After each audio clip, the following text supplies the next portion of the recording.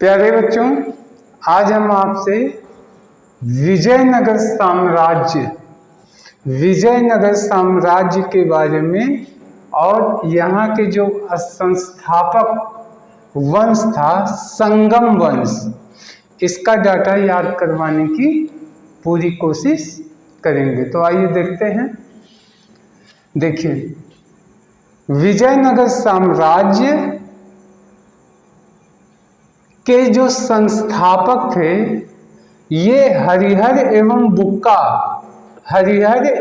बुक्का नामक दो भाई थे और इन्हीं दोनों भाइयों ने 1336 ईस्वी में स्वतंत्र विजयनगर साम्राज्य की स्थापना की। इसका नाम संगम वंश कैसे पड़ा? इनके पिता का नाम, इन दोनों भाइयों के पिता का नाम संगम था और उन्हीं के नाम पे यह वंश क्या हो गया? संगम वंश रखा गया। अब देखिए, विजयनगर का अर्थ क्या होता है? विजयनगर का अर्थ होता है जीत का शहर। विजयनगर यानी विजय का नगर यानी जीत का शहर। तो पहले एक एक करके इतना समझ गए होंगे, लेकिन इसको मेमोराइज कैसे करेंगे? देखिए, आप ऐसे करिए, एक व्यक्ति था, उसके दो बेटे थे और उन दोनों बेटों के मिलन का एक जो संगम बना घर में, वह पिता का नाम संगम हो गया। तो एक व्यक्ति था, उनका नाम क्या था? संगम। संगम का क्या कहते हैं? जहां दो नदियां, दो या दो से अधिक नदियां आके मिल जाती हैं, वो संगम हो गया यानी संयोग। तो देखिए, एक पिता थे संगम और उनके दो भाई थे। दोनों भाई एकजुट होके, एक साथ होके काम करते थे। तो उनके दो बेटे कौन थे? हरिहर। तो हरिहर हर समय क्या करते थे? हरि को भजते थे और दूसरे का नाम था बुक्का। तो आप इसको कैसे याद कर सकते हैं? इसको कह सकते हैं हर हर बम बम। लोग कहते हैं ना हर हर बम्बे भगवान शिव को। तो हर हर बम बम जब बोलते हैं तो जो हर हर बम बम बोलेगा भगवान शिव का उपासक होगा, उसकी विजय निश्चित है। तो हर हर हरिहर, अब बम बम बा से बुक्का। ठीक, ये दोनों भाइयों ने क्या किया? 13 मजदूरों को लिया। 1336 ईस्वी में ये संस्था हुआ था। तो उन्होंने ऐसे सोचिए 13 मजदूरों को लिया और क्या बना दिया? छत बनाया। 36 से छत कर लीजिए। दो भाई थे, हर हर बम बम यानी हरिहर और बुक्का।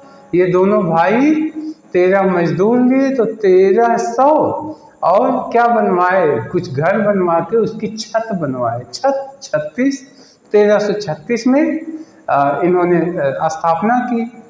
अब इसका नाम विजयनगर क्यों पड़ा? क्योंकि पिता का नाम जो है विजयनगर इन्होंने रखा जीत का शहर। और किसके नाम पे यह वंश चला? तो उनके पिता हरिहर बुक्का के पिता थे संगम और उन्हीं के नाम पे संगम वंश शुरू हुआ। अब देखिए, यहाँ की राजधानी क्या थी? हम्पी। तो कैसे याद कर सकते हैं? बहुत आसान है। विजयनगर यानी जीत का नगर, जहाँ का हर नागरिक जीतता ही है। तो जो जीतता रहेगा वो कैसा होगा? हैप्पी होगा। भाई, अगर आपको जीत मिलती रहे तो आप क्या होंगे? हैप्पी ही होंगे। तो हैप्पी से हम्पी हो गया यानी विजयनगर, राजधानी हम्पी। अब आते हैं, ये कहाँ पे था? तो एक नदी है तुंगभद्रा, इस नदी के किनारे ये नगर बसाया गया था विजयनगर। तो आप इसको भी कर लीजिए। देखिए, विजयनगर एक ऐसी नदी के किनारे थी जो भादो महीने में तंग करती थी। आमतौर पर क्या है, नदियां कब तंग करती हैं? सावन भादों का समय होता है, जब बारिश खूब होती है तो नदियां बाढ़ आती हैं। बाढ़ आती है तो क्या हो गया, तंग हो करेगी। जब नदी तंग करेगी कब, भादों में, तो हो गया तंग भद्रा। इस नदी के किनारे ये लोग विजयनगर स्थापित किए थे। अब देखिए, विजयनगर साम्राज्य के शासक वंश किस किस वंशों ने विजयनगर साम्राज्य पे शासन किया। तो देखिए, सबसे पहले संगम वंश का शासन रहा। संगम वंश के बाद सलूब वंश आया, फिर तुलूब वंश आया, फिर अरावीडू वंश आया। तो देखिए, इन चारों वंशों को हम याद करवा दे रहे हैं और इसी की ब्रीफिंग करनी है। सबसे पहले संगम वंश की ब्रीफिंग चल ही रही है, इसके बाद फिर सलूब वंश, फिर तुलूब वंश, तो अरावीडू वंश।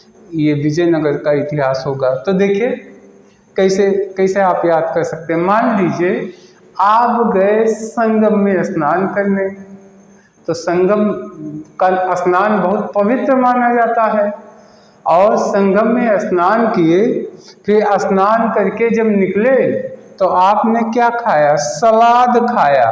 सलाद तो सलूब हो गया। अब सलाद कैसे खाएंगे भाई, आप संगम में नहाए, उसके किनारे जब निकले तो संगम के पास क्या मिलेगा, खरबूजा, खीरा, ककड़ी, तो इन सबको काट काट के इसका सलाद खाए, तो सलूब वंश। और इसके बाद जो है क्या हुआ, आगे बढ़े तो वहाँ लोग तबला बजा रहे थे, तो तबला, तो वहाँ पहुँचे तो लोग तबला बजा रहे थे। तबला से क्या हो जाएगा, तुलूब वंश। जैसे तबला सोचिएगा तुलूब वंश दिमाग में आ जाएगा। इसके बाद फिर क्या हुआ, जब वहाँ पहुँचे तो लोग कह रहे थे अरे वीड़ू आओ। देखिए बम्बैया भाषा होती है वीड़ू, सुने होंगे अक्सर, लोग कहते हैं वीड़ू। तो क्या हो गया, अरे वीड़ू आओ, बुलाने लगे। तो देखिए आपने क्या किया, संगम में स्नान किए तो संगम वंश, फिर क्या खाए, सलाद, तो सलूब वंश, फिर देखा क्या बज रहा है, तबला, तो तुलूब वंश। इसके बाद वहाँ पहुँचे, लोग कहने अरे वीड़ू आओ, तो अरावीडू वंश। ये चार वंशों का वहाँ पे शासन रहा विजयनगर में। अब आ जाते हैं हरिहर और बुक्का। तो बुक्का प्रथम, वो बुक्का ही थे जो स्थापित किए थे अपने भाई हरिहर के साथ। तो बुक्का प्रथम को उपाधि मिली थी किस चीज की, वेद मार्ग प्रतिष्ठापक की उपाधि मिली। किसकी, वेद मार्ग प्रतिष्ठापक। तो आप बड़े आराम से दिमाग में बैठा सकते हैं। कैसे, देखिए बुक्का, बुक्का में क्या छिपा है, बुक, बुक्का में बुक छिपा है, हाँ। और वेद क्या है, हमारा प्राचीन ग्रंथ है, तो वो भी तो बुक हुआ। तो क्या हुआ, बुक्का के पास हमेशा वेद का बुक रहता था और उसी नियमों पे चलता था, तो बुक्का ही वेद मार्ग प्रतिष्ठापक हुआ। ठीक। अब देखिए ये हरिहर सेकंड कौन था, हरिहर फर्स्ट तो ये थे जो संस्थापक थे, और हरिहर सेकंड जो है ये बुक्का के पुत्र थे। हरिहर सेकंड जो है क्या थे, बुक्का के पुत्र थे। और इनको पहली बार इन्होंने कौन सी उपाधि धारण की, महाराज धीराज की उपाधि, महाराज धीराज की। तो देखिए बहुत आसान है याद करना, बुक्का के पुत्र थे कौन, हरिहर, यानी भाई जो था, फिर बेटा हुआ तो भाई का नाम रख दिया हरिहर। तो हरिहर सेकंड, चूंकि ये बुक हमेशा वेद पढ़ते थे तो वो वेद का पालन भी उनका पुत्र करता था, हरिहर सेकंड। अब पुत्र जब वेद का पालन करेगा तो उनको लोग महाराजा धीराज कहने लगे, तो ये महाराजा धीराज हो गए। अब देखिए फिर आए देवराय प्रथम। तो देवराय प्रथम, इनको याद करना हो, यानी ये जो है देवराय ये हरिहर सेकंड का पौत्र था, यानी इनके पुत्र का पुत्र देवराय प्रथम।